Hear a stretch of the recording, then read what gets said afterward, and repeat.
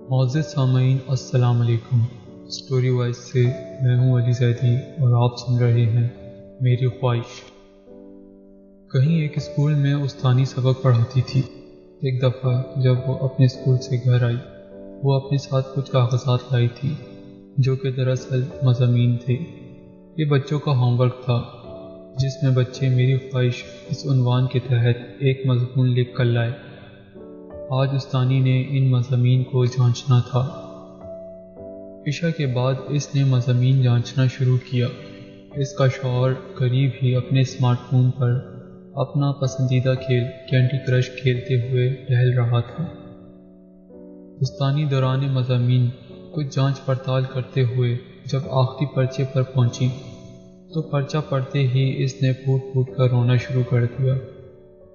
اس کی سسکیوں کو سن کر اس کا شوہر دوڑتے ہوئے آیا اور اسے روتا دیکھ کر وجہ دریافت کی۔ کیا ہو گیا ہے؟ کیوں رو رہی ہو؟ اس نے جواب دیا، کل میں نے بچوں کو میری خواہش اس عنوان پر مضمون لکھنے کا ہوم ورک دیا تھا، وہی جانچ رہی تھی۔ اس آخری مضمون نے مجھے اتنا متاثر کیا کہ میں بے تحاشا رونے لگی۔ اس کا شوہر حیران ہو گیا اور اس نے پوچھا، کیا مضمون ہے؟ ذرا میں بھی تو سنوں۔ اس استانی نے کہا، سنیں، میری خواہش ہے کہ میں ایک اسمارٹ فون بن جاؤں۔ میرے والدین اسمارٹ فون کو بہت چاہتے ہیں۔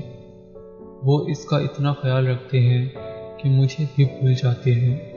جب میرے والد آفس سے تھکے ماندے گھر آتے ہیں تو ان کے پاس اسمارٹ فون کے لیے تو وقت ہوتا ہے لیکن میرے لیے نہیں۔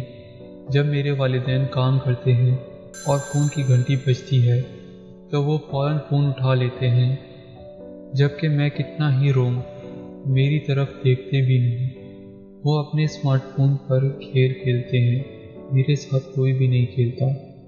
جب وہ فون پر کسی سے بات کرتے ہیں تو میری کوئی بات نہیں سنتے، چاہے میں کتنی ہی اہم بات کہوں۔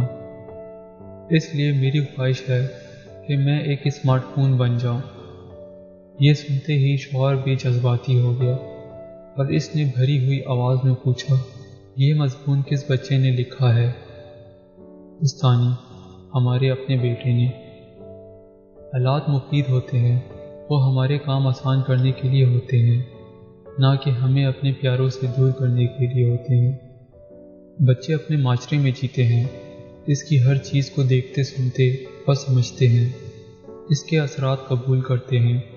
ہمارے افعال ان کے نازک ذہنوں پر مستقل نقوش مرتب کرتے ہیں، اس لیے ہمیں ان پر انتہائی توجہ دینا چاہیے کہ ہمارے کسی عمل سے بچوں کے ذہن کوئی منفی تاثر قبول نہ کر لیں۔